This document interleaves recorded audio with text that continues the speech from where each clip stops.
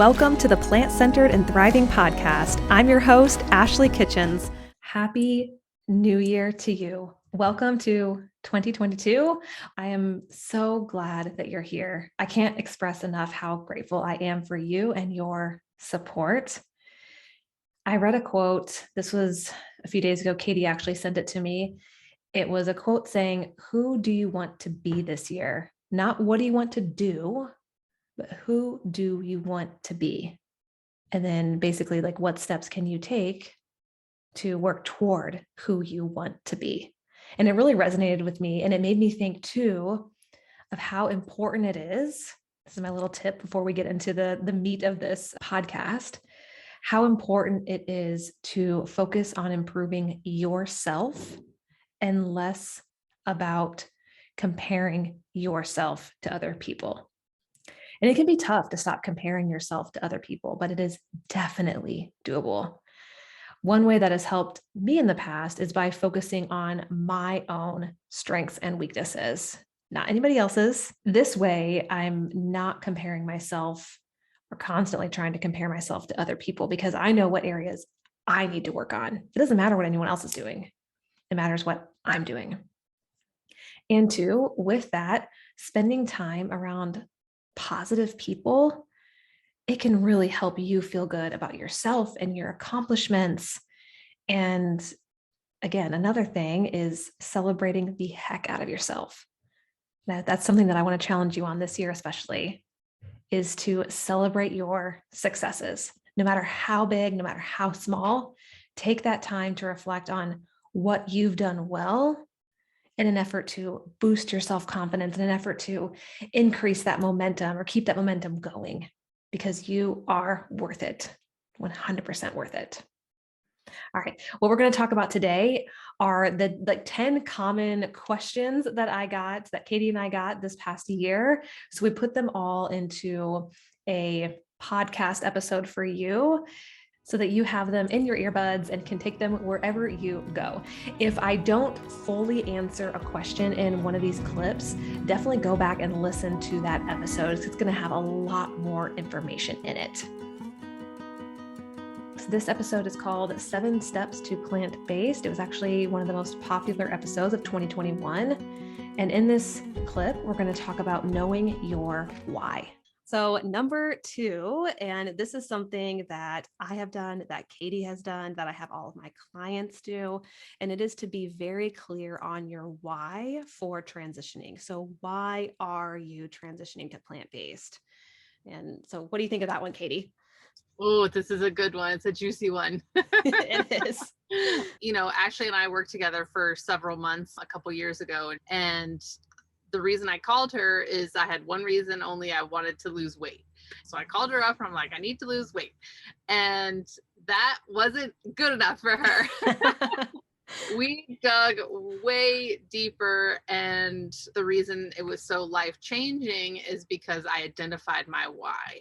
My why was because, yes, I wanted to lose weight, but I wanted to feel better in my own skin. I wanted to be healthy. I wanted to be strong. I wanted to, not feel like I was hiding out in my house and not living. You may struggle with diabetes, so you want to get your numbers better and you want to be able to, live a life without restriction. So the why is so important because you want your focus to be on something that is powerful, something that is going to, take you through those tough times when you may be struggling, when you may be, feeling less confident. So you have this beacon of motivation to keep you on track. It's so much more powerful than something as simple as losing weight that, is very quantifiable and is very, black and white, win or lose, all or nothing. And we'll get into that, but we do not like all or nothing. So true. And exactly what Katie's saying. And you can hear her talking about it. It's lighting her up and I can see her face and she's getting excited, but knowing your why, and it's going to change. And Katie and I have talked about this many times, just because your why, whatever why you come up with now, doesn't mean that's not going to be different 6 months from now or a year from now, but what it does is it helps give you sort of like passion and purpose and clarity. And it helps you focus on this bigger picture of why you're doing what you're doing and why you even started it to begin with, or why it interests you and to begin with. And then, like Katie also said, this journey of plant-based eating, it's not always this like picture perfect journey. There's going to be some ups and downs along the way. And so it also helps create resilience because it allows you to go back to, okay, why did I start this? If you're not having the greatest day, well, why did I do this to begin with? And so it can really help sort of ground you and recenter you, like Katie was saying.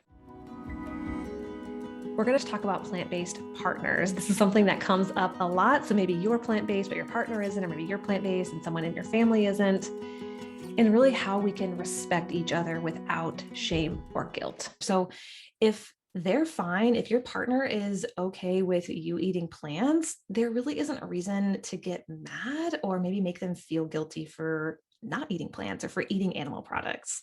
What would you say about that? I think that's exactly right. And I think that was one of the things I really appreciate about you was you were starting to endeavor in this journey. And especially when we would go out to eat during this time, I still ate the gambit of everything. You were trying to limit like your dairy in particular, I think at the beginning. And it wasn't unusual for me to go out and get nachos and, get all that stuff. And it was, you're completely okay with it because you knew that was my journey and what I was experiencing. And so while I was trying to respect you and your space for being plant-based, there has to be some reciprocation, I think, to what I want to be doing, what feels good to me. And spoiler alert, I ended up becoming plant-based too. So because, I saw what a great journey you were on and like all the health benefits. So it becomes, how do I put this? It's a much more enticing thing if I'm not feeling guilty about it. It feels like my own decision as opposed to something that you're forcing me into. If it's my decision, I feel good about owning it and I feel good about my own journey. And you've just been an inspiration to me in that way. So. Yeah. And that brings up a really good point. And for anyone listening who is kind of struggling with this, one thing that we do know is shame and guilt. It doesn't incite change. It doesn't make people want to change. It doesn't empower or encourage your partner or one another. So what is helpful, and I think honestly, a big part of our success with me transitioning and him eventually kind of falling in line, I guess, I don't know, was that there was a mutual respect for one another. And we respected that our journeys were different at the time. And that was okay. I think in the back of my mind, I was like, he's going to go plant-based. Eventually it's going to happen. And it did, which was wonderful. But part of that was because I wasn't pushy. I didn't make him feel guilty for what he was doing. And it ended up working out really beautifully. And that's not the case for everybody, but I think it can be really helpful along the way. In this clip, we're going to bust some protein myths, and we're going to talk about why is everyone obsessed with protein, and we'll add in a little bit of history here. And now we're also going to talk about how do I know if I'm getting enough protein? And another common question is whether you're new or not new, whether you've been plant-based for a decade or 10 days, the most common question you're going to get is, are you getting enough protein, or where do you get your protein? And it's interesting because I read this quote recently that said, if you're asking this question, if you're worrying about the amount of protein in your diet, especially if you're a plant-based eater, then you are almost certainly eating more than enough. We're going to talk about what the hype's all about. How much do we really need? Like, how much do I actually need?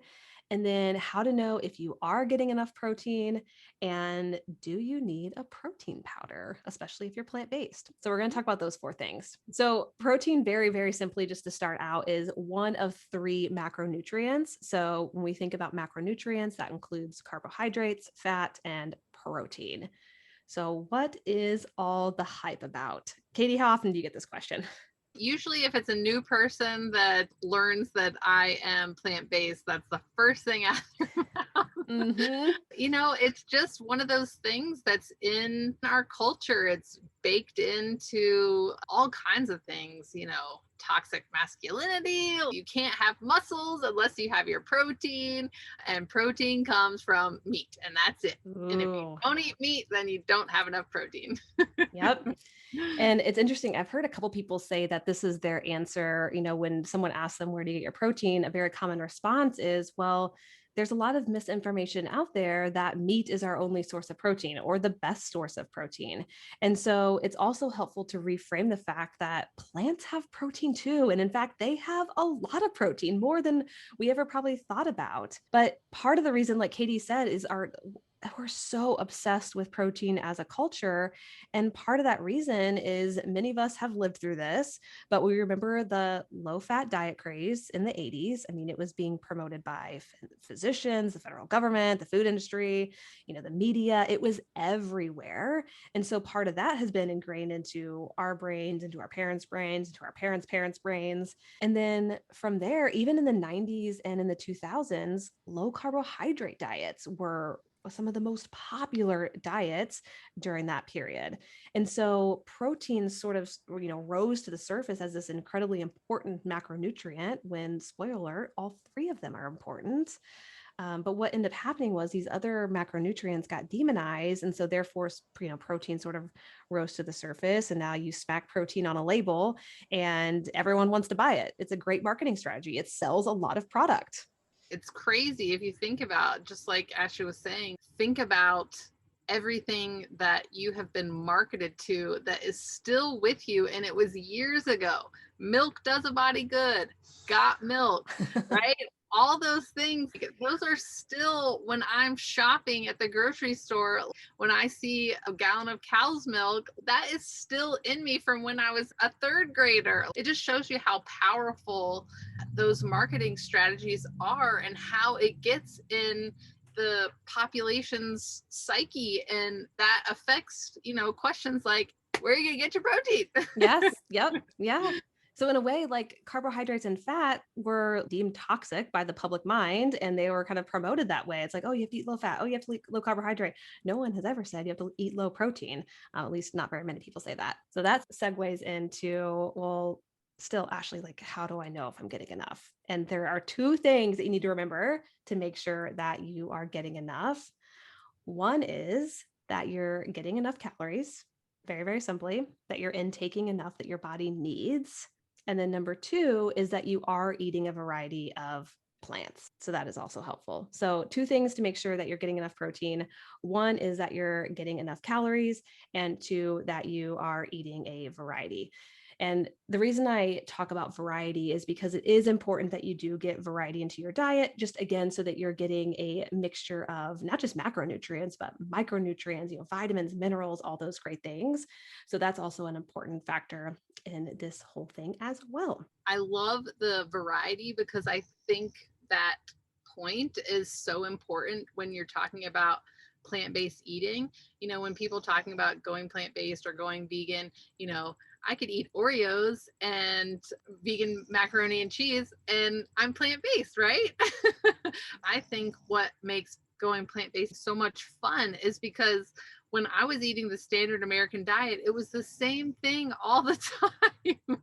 Like it really was. If it wasn't fried or battered or smothered in gunk, But going plant-based, I eat so many different things during the week.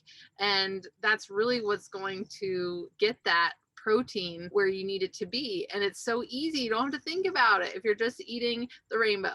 Yep, absolutely. And I think that's a really great point too, because when you're eating the rainbow, eating variety, part of what we talk about so often as well is sort of having to rethink your plate.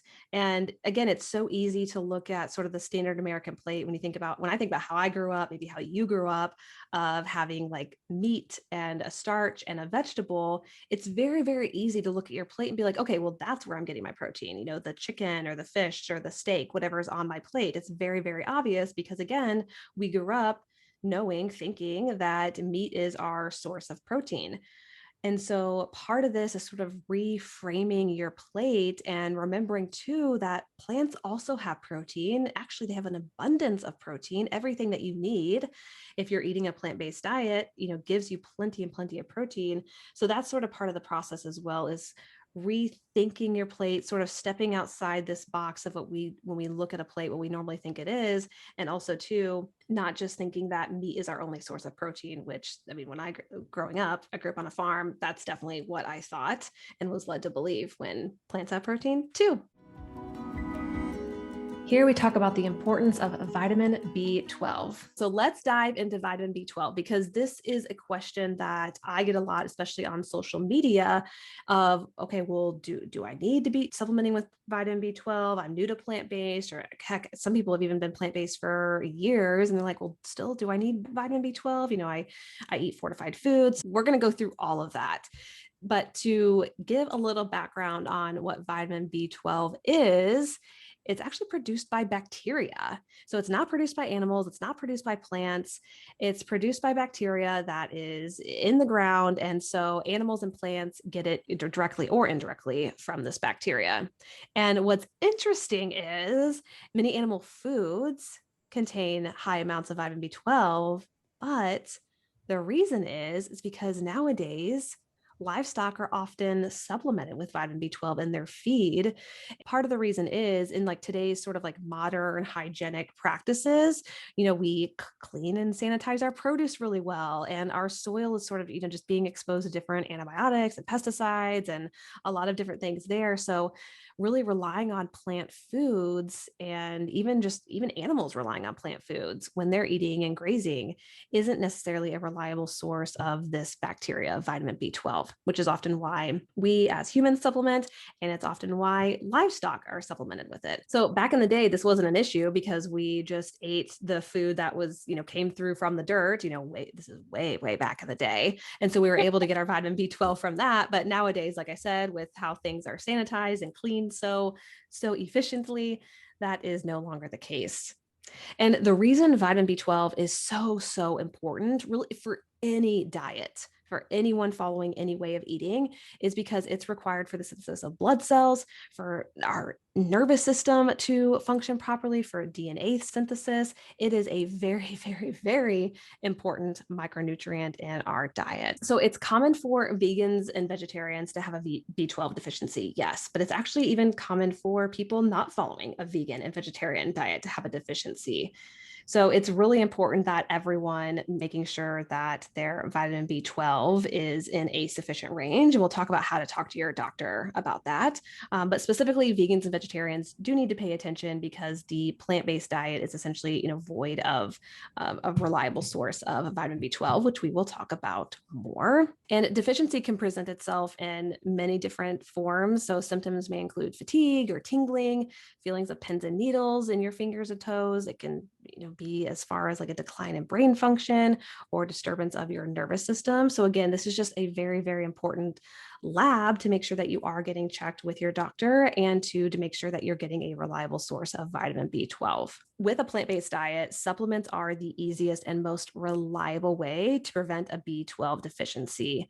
Most foods have trace amounts of vitamin B12, so you would have to intake a very high amount of these particular foods.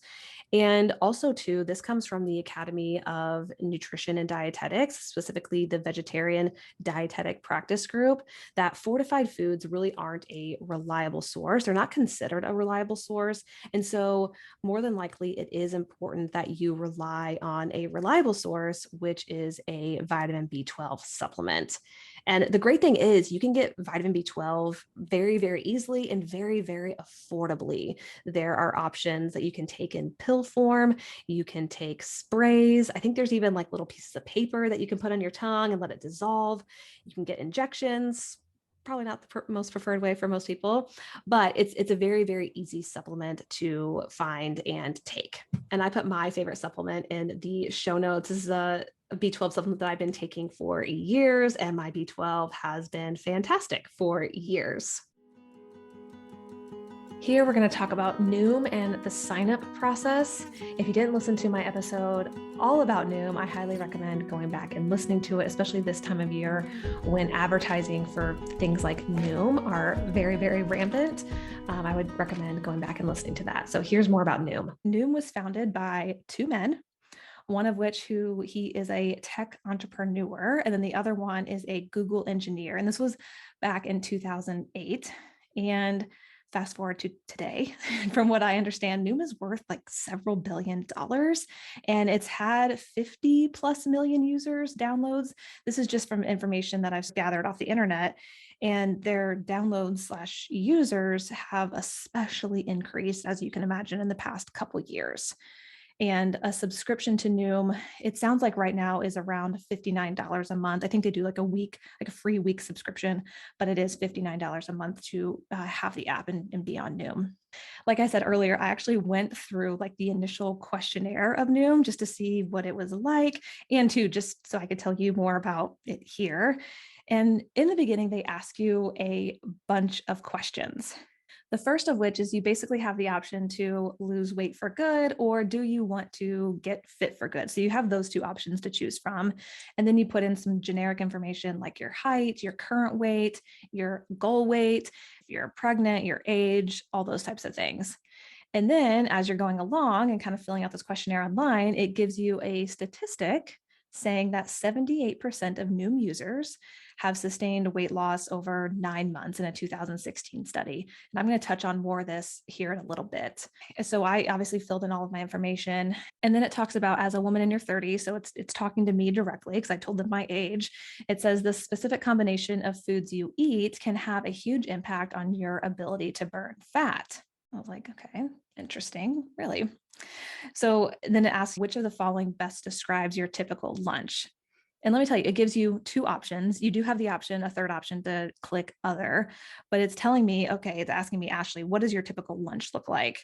And it gave me the option to choose sandwiches and wraps or soups and salads, or I could check other, which I found really challenging because right off the bat, I'm like, wow, they're really putting me into a box. It's like, I can't have a soup and a sandwich or a salad and a wrap. It's like, are you eating sandwiches and wraps, or are you eating soups and salads, or are you eating something else? And I didn't click other. I just chose sandwiches and wraps and kind of moved on with the questionnaire. So then it gives you a fun little statistic after this, and it says people who use Noom and adopt a healthy lifestyle can expect to lose 1 to 2 pounds per week. Like, okay, interesting. And then it goes on to say, with all that, we've helped over 700,000 women in their 30s. So again, it's talking to me.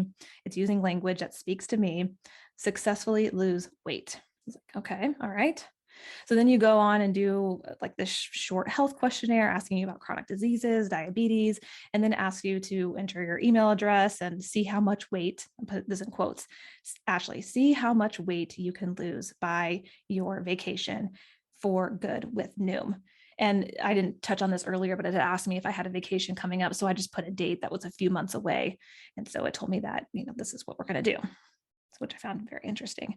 So right off the bat, here's the thing, just in that very, very brief interaction, like it wasn't even that many questions. It took me not even 5 minutes, just in that brief interaction. And obviously I did a lot of research as well. The entire purpose of Noom is intentional weight loss. I mean, that was a lot of what their questionnaire surrounded. And we know that intentional weight loss equals diet. That is what dieting is. It is for the purpose of intentional weight loss. People go on diets, go on fad diets to lose weight. I was a little frustrated because it was so clear to me that this is the direction that they were trying to funnel me into. I needed to lose weight by my vacation, and I needed to do it for good with Noom. They were the solution to me losing weight in a few months for my vacation. I guess I should couple this with the fact that they didn't even ask me if I wanted to lose weight for my vacation. They just asked me if I had like a special event coming up. And so I just clicked a date, and I took that as, oh, well, she wants to lose weight by then, which is not the case. So here's the thing.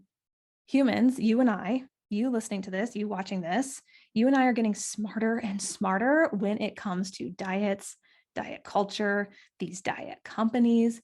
And because of that, companies like Noom, they have to get smarter. They have to. There's no other choice, because so many of you, like people like you and I, we're cutting through this BS. We're seeing these companies for what they truly are, which is just another diet. Let's talk about meal planning and the advantages to meal planning, about saving time, saving money, and even reducing your food waste. Number two is, why are you meal planning? It's really helpful to get clear on the why behind why we do anything. And so ask yourself, take that time to ask yourself, why are you meal planning? So Katie, what are some examples of why you or I or someone might want to start meal planning? Well, I didn't even know I wanted to start until I started working with you. I had no idea how much it was going to change how my weekly routine went. And there are so many advantages to meal planning. And it sounds a little bit daunting to begin with, but you are going to save so much time. That is number one. I save so much time during the week taking out all of the guesswork and the stress that comes with what are we going to eat for dinner? What am I going to eat for breakfast? What am I going to pack for my lunch? Setting aside a few hours on Sunday or Thursday or whenever it works for you. And if I just set a little time aside to look up some recipes and make a list of what I need for the week, then my week is free to think about other things that I would much rather be doing. So saving time is definitely number one. I always try to make sure that that's my number one priority to take care of when I'm looking at my week. And that just helps get my week centered and ready to go. So I feel prepared and ready to make good food choices. Yes, because you listening, how many times do you come home from work or come downstairs from work and you open up the fridge, you're looking through the pantry and you're asking yourself or you're asking your partner, what are we going to have for dinner? How much time do we actually spend thinking about what to have because we don't have a plan? And then we have to kind of come up with a plan on the spot. And it can take a lot of time and energy, like Katie was saying. So absolutely it can save loads amount of time if you put a little bit of extra time up front in the beginning with planning out your meals. And in addition to that, yes, it can save time and it can also save money because you kind of have a plan going into your week.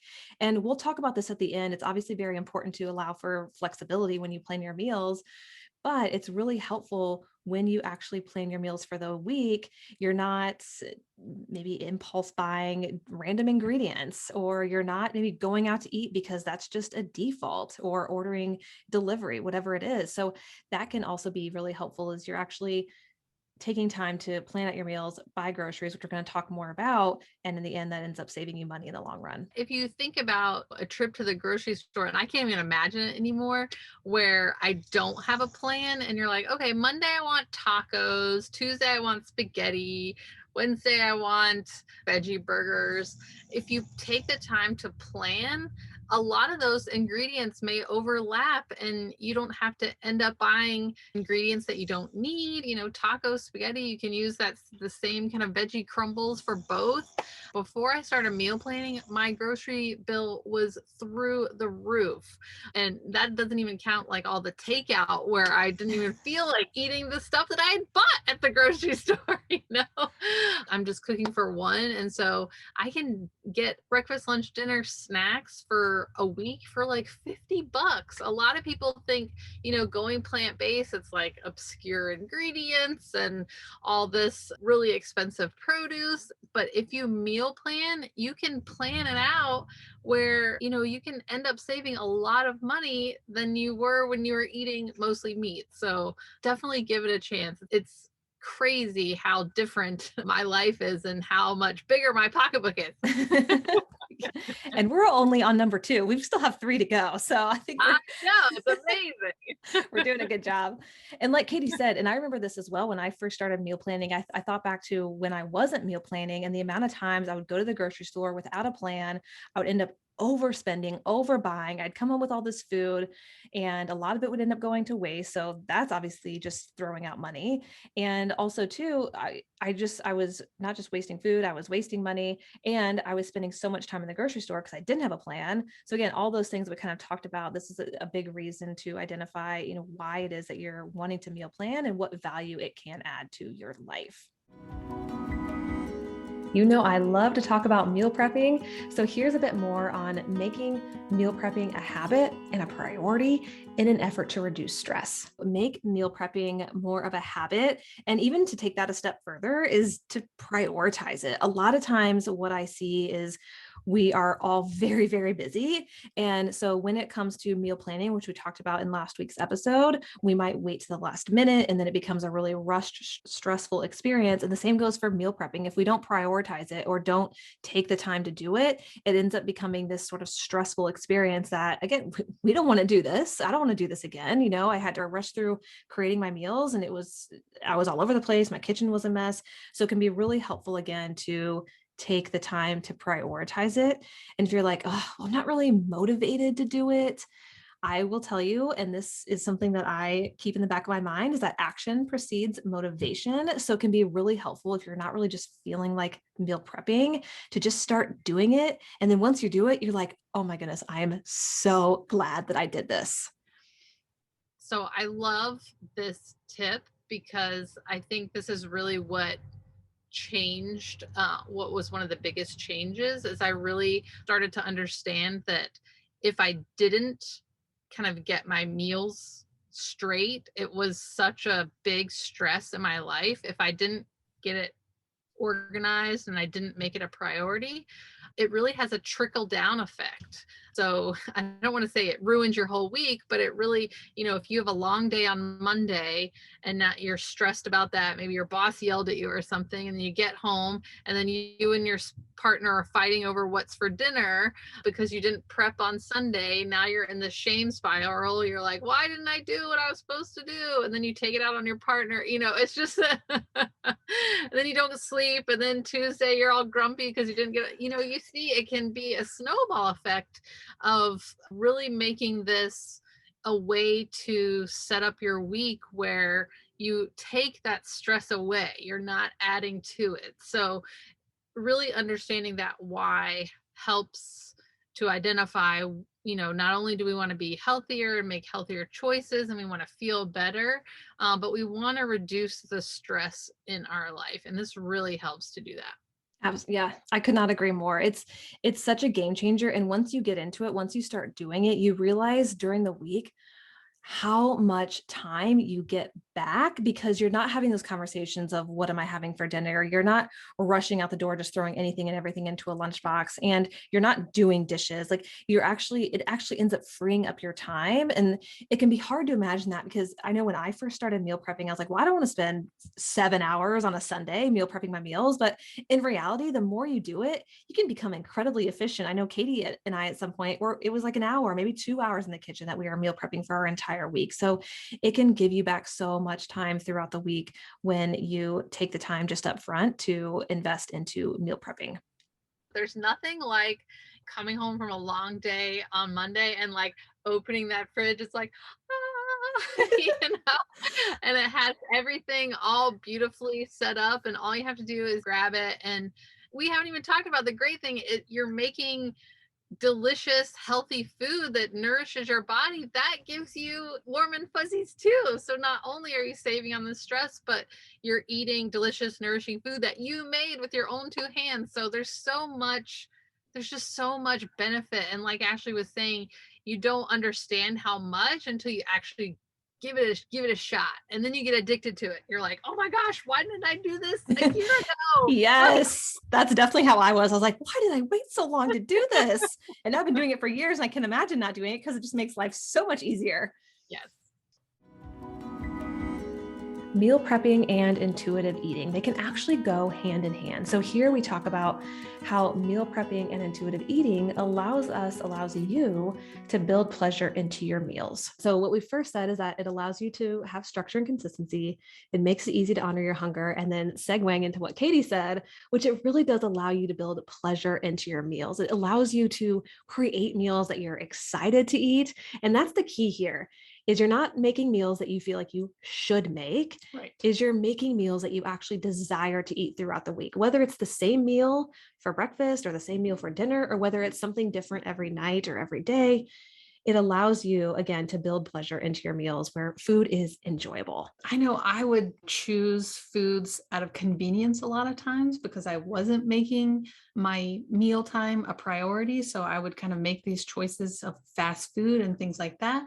I really didn't even enjoy them that much. A lot of times I felt really lousy afterwards. So I really think that knowing that these meals are going to be delicious, but also fueling my body for nutrition, like I said, I think it makes them taste even better because I know I'm doing something good for myself and good for my body. But yes, it's definitely not about, just having salads. I know a lot of us plant-based people, it's like, all you eat is salads. No, I eat a ton of different things. Yeah. And that's part of the fun too, is experimenting and finding out what works best for you and what you think is delicious, not what your mom or your spouse or, the Instagram influencer. It's what you find delicious. So the experimentation part of the process is fun. Yep. And we touched on that in the meal planning episode of really making sure when you do plan your meals out for the week, that it is something that you desire. Like that is really the key here is you're creating foods, making foods that you look forward to versus eating foods that you feel like you should be eating. Absolutely. Yeah. Since we have holidays all year round, this comes from the Holiday Survival Guide. And here we talk about showcasing plant-based cuisine. Number 2 is bring a dish or maybe even several dishes that everyone can enjoy. So most people, most hosts, if you're going over to someone's house for Thanksgiving or Christmas or wherever you're going, most people are happy to have that additional food, and they'll actually be relieved that they don't have to worry maybe about providing something that's plant-based for you or trying to meet your parameters. So sometimes it can actually be a relief to the host or the head chef. I've definitely played host before. Any additional help is always welcome, especially if you have any kind of special dietary restrictions. One thing off of my plate as the host, I find very helpful.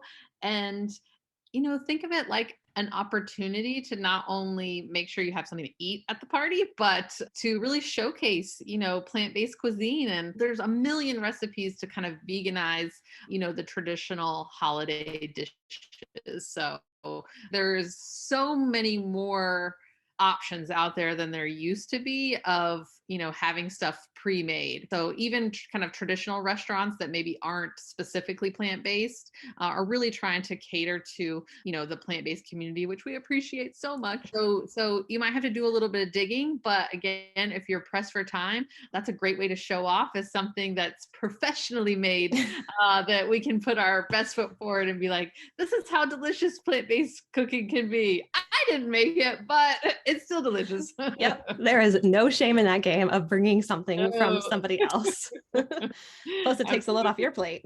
Yes. Yeah.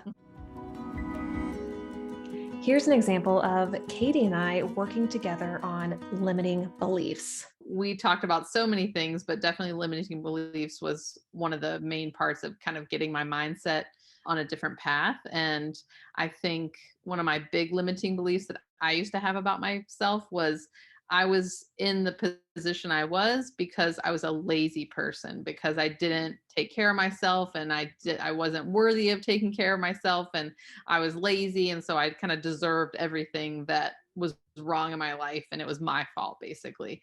So working through these mindset exercises and recognizing that I got that belief from another person originally, and I had held on to it, and then I had believed it was true, and then it became part of my narrative and part of my actions and part of my reality. And I realized, through working with Ashley, that it was just a thought and that I had the power to change that thought and stop believing that thought. And just that one limiting belief, because believe me, there was tons of them. But that one was a really powerful change that I was able to change the narrative and really change how I saw myself once that limiting belief was changed to something else where, I'm a proactive person, or I am worthy to take care of myself. I want to invest in myself and take care of myself and spend time on myself. So I wasn't a lazy person. That wasn't something that defined me. So that mindset, it, it seems, from the outside, something easy to do, or maybe something that wouldn't have that much of effect if you're just learning about it, but it's really, really, really powerful, and has the power, and you have that power to just recognize the patterns that your brain makes, and just breaking those patterns can really change your outlook on life and your reality. And Okay. very similar, Katie, Rachel talks about this on her podcast episode, which is number 15. And she talks about how she would tell herself that she's not worthy over and over and over again. And that was something that she really had to break away from too. She had to rewrite that thought, that belief. And you're so, so right that this definitely takes time and energy. And it might not be just one limiting belief. Like you said, there might be a lot to work through, but as you start working through them, it is so, so worth it. And I think too, it becomes a little bit easier because you're like, oh, where did this belief come from? No, this one's going in the trash, or this one's going to be burned. And that's not to say it's never going to pop up ever again, but it can be really helpful just, again, be aware of your thoughts that are popping up and reframing them as best as possible. So this is another great example of a story of Eric Weinmeier, and it's one of the most remarkable stories I've ever heard. So first, I'm going to quote him, and he says, "People get trapped into thinking about just one way of doing things." And I'm pulling this story from something that I read on the internet, which I thought was really profound about Eric. So when he was in the 9th grade, he lost his ability to see. And of course, he struggled with this new reality, but that did not stop him. The article, it says that he could have easily set limits on how far his life could go, but he didn't. Instead, guess what he ended up doing? He went on to climb each of the 7 summits. So these are the highest points on every continent on planet. He went to climb each of the 7 summits. And he says too, if he had listened to what others had told him, oh, you're blind, you can't do this, or you can't do that. Or what if he even told himself, I can't see, so there's no way I could do this, then he would have never climbed each of those 7 summits. And that's what's so liberating about the power of breaking free from these limiting beliefs. It literally propels you forward on this journey of really unlimited growth. And it allows you to see what it is that you could be, or you could do, or what you desire. It creates this new reality. Again, if Eric told himself that he couldn't do this, or if he listened to other people tell him there's no way you could do that, which I'm sure he heard that a lot, he never would have done that. But look at what he did. And it's such an incredible story. I get chills just thinking about it. And I think it really comes down to, there's so much in this life that we can't control, but one thing that we do have control over is our own thoughts. And to realize that those have such a profound effect on our reality, how we feel about ourselves, and what we think about ourselves, and what we tell ourselves over and over and over in some cases, and how that has such a profound effect on the rest of our lives, and why we need to, or we could benefit from taking the time and effort to put towards ourselves, to changing those beliefs into beliefs that are actually true. Yes. That are going to help propel us forward, and reaching the goals that we want to reach. Until next time, keep thriving.